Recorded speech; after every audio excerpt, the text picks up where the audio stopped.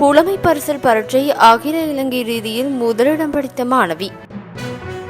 ரத்தினபுரி பாணந்துறை வீதியில் லொரி மோதி பாதசாரி உயிரிழப்பு. அரிசியின் விலை 300 ரூபாயை தாண்டக்கூடும். மகாராஷ்டிரா ஆயுத தொழிற்சாலையில் சக்தி வாய்ந்த வெடி விபத்து, 8 பேர் வரை மரணம்.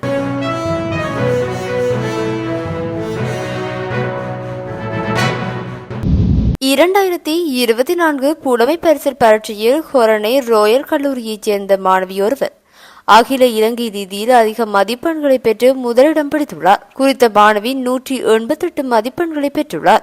இதேவேளை 2024 ஆண்டு தரம் 5 புலமை பரிசில் பரீட்சையில் 18 மாணவர்கள் அதிக மதிப்பெண்களை பெற்றுள்ளதாக பரீட்சைகள் ஆணையாளர் நாயகம் அமித் ஜெயசுந்தர தெரிவித்துள்ளார். இன்று இடம்பெற்ற ஊடகவியலாளர் சந்திப்பின் போதே அவர் இதனை தெரிவித்துள்ளார். அதன்படி அதிக மதிப்பெண் பெற்ற மாணவர் 188 மதிப்பெண்களை பெற்றுள்ளதாக அவர் தெரிவித்துள்ளார். மேலும் 17 மாணவர்கள் 187 மற்றும் 186 என்ற மதிப்பெண்களை பெற்றுள்ளதாகவும் பரீட்சைகள் ஆணையாளர் நாயகம் அமித் ஜெயசுந்தர தெரிவித்துள்ளார். இவ்வாறு அதிக மதிப்பெண் பெற்ற 18 மாணவர்களில் 11 மாணவர்கள் ஆண் பிள்ளைகள் என்றும் அவர் தெரிவித்துள்ளார். 2024 ஆண்டுக்கான புலமை பரிசில் பரீட்சையில் 3,19,286 பரீட்சார்த்திகள் தோற்றியிருந்த நிலையில் அதில் 51,244 மாணவர்கள் சித்தியடைந்துள்ளனர். அதன்படி பரீட்சையில் சித்தியடைந்த மாணவர்களின் சதவீதம் 16.5% இது கடந்த ஆண்டை விட அதிகமாகும். 2023 ஆண்டு புலமை பரிசில் பரீட்சையை தோற்றிய மாணவர்களில் 15.12% பேர் சித்தியடைந்திருந்தனர்.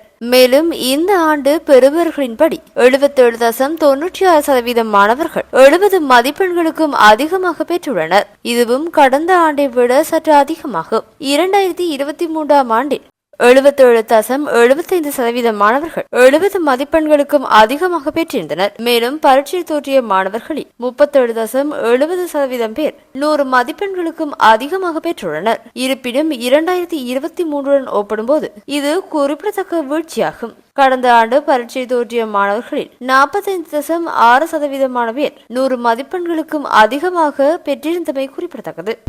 ரத்தினபுரி பாணந்துறை வீதியில் திவில்பத பிரதேசத்தில் இடம்பெற்ற விபத்தில் பாதசாரி ஒருவர் உயிரிழந்துள்ளதாக இங்கிரிய போலீசார் தெரிவித்துள்ளனர். இந்த விபத்து நேற்று வியாழக்கிழமை மாலை இடம்பெற்றுள்ளது. ரத்தினபுரியிலிருந்து இங்கிரிய நோக்கி பயணித்த லொரி ஒன்று வீதியில் மோதி பாதசாரி மீது மோதியதில் இந்த விபத்து இடம்பெற்றுள்ளது. விபத்தில் படுகாயமடைந்த பாதசாரி இங்கிரிய வைத்தியசாலையில் அனுமதிக்கப்பட்டு மேலதிக சிகிச்சைக்காக கொரோனை வைத்தியசாலைக்கு மாற்றப்பட்ட பின்னர் சிகிச்சை பலனின்றி உயிரிழந்ததாக போலீசார் தெரிவித்தனர். கைது செய்யப்பட்ட சந்தேக நபர் இங்கிரிய பிரதேசத்தை சேர்ந்த 45 வயதுடையவர் ஆவார். இதனை அடுத்து லொரியின் சாரதி சந்தேகத்தின் பேரில் போலீசாரால் கைது செய்யப்பட்டுள்ளார். இது தொடர்பான மேலதிக விசாரணைகளை இங்கிரிய போலீசார் மேற்கொண்டு வருகின்றனர். இம்முறை பெரும்போக பருவத்தில் 1 கிலோ நெல்லுக்கான கொள்முதல் விலை 140 தொடக்கம் 170 ரூபாயாக அதிகரித்திருப்பதால் எதிர்காலத்தில் 1 கிலோ அரிசியின் விலை 300 ரூபாயை தாண்டக்கூடும் என்று சிறு மற்றும் நடுத்தர நெல்லாலை உரிமையாளர்கள் தெரிவித்தனர். அண்மைய நாட்களில் 1 கிலோகிராம் ஈரநெல்லின் விலை 115 தொடக்கம் 120 ரூபாயாக அதிகரித்துள்ளதாக சந்தை வட்டாரங்கள் தெரிவித்துள்ளன. இருப்பினும் சிறு மற்றும் நடுத்தர நெல்லாலை உரிமையாளர்களுக்கு ஈரமான நெல் 1 கிலோகிராம் 95 ரூபாய்க்கும் உலர்ந்த நெல் 1 கிலோகிராம் 115 ரூபாய்க்கும் வாங்க கடன்கள் வழங்கப்பட்டுள்ளதாக அரசாங்க வட்டாரங்கள் தெரிவிக்கின்றன.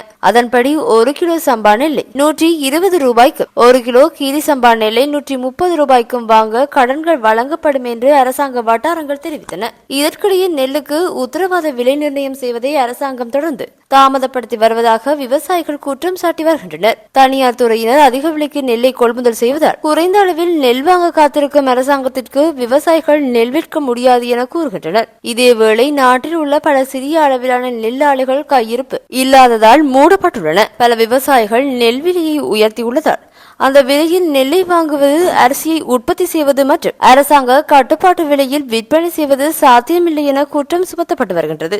மேலும் தற்போது பல கடைகளில் விற்பனைக்கு அரிசி இல்லை. உள்ளூர் பாஸ்மதி அரிசி மட்டுமே விற்பனைக்கு கிடைக்கின்றது. 1 கிலோகிராம் உள்ளூர் பாஸ்மதி அரிசி 250 தொடக்கம் 270 ரூபாய்க்கு விற்பனை செய்யப்படுகின்றமை குறிப்பிடத்தக்கது. மகாராஷ்டிராவில் உள்ள ஆயுத தொழிற்சாலையில் வெள்ளிக்கிழமை சக்தி வாய்ந்த வெடி விபத்து ஏற்பட்டுள்ளது. மகாராஷ்டிரா மாநிலம் பண்டாரா மாவட்டத்தில் உள்ள ஆயுத தொழிற்சாலையில் ஏற்பட்ட இந்த பாரிய வெடிப்பு சம்பவத்தில் குறைந்தது 8 பேர் உயிரிழந்துள்ளனர். மேலும் 7 பேர் காயமடைந்துள்ளதாக தெரிவிக்கப்படுகின்றது. மாவட்டத்தில் உள்ள தொழிற்சாலையில் இன்று காலை 10:30 மணியளவில் வெடிப்பு சம்பவம் நிகழ்ந்ததாக மாவட்ட ஆட்சியர் சஞ்சய் கோல்டே தெரிவித்துள்ளார். மீட்பு படையினரும் மருத்துவ பணியாளர்களும் உயிர் பிழைத்தவர்களை தேடிக் கொண்டிருந்த நிலையில் தீயணைப்பு படையினர் நிலைமையை கட்டுப்பாட்டிற்குள் கொண்டு வந்திருந்தனர். வெடிப்பு சம்பவத்தில் 8 பேர் உயிரிழந்துள்ளதாகவும் 7 பேர் காயமடைந்துள்ளதாகவும் முதற்கட்ட தகவல்கள் தெரிவிக்கின்றன.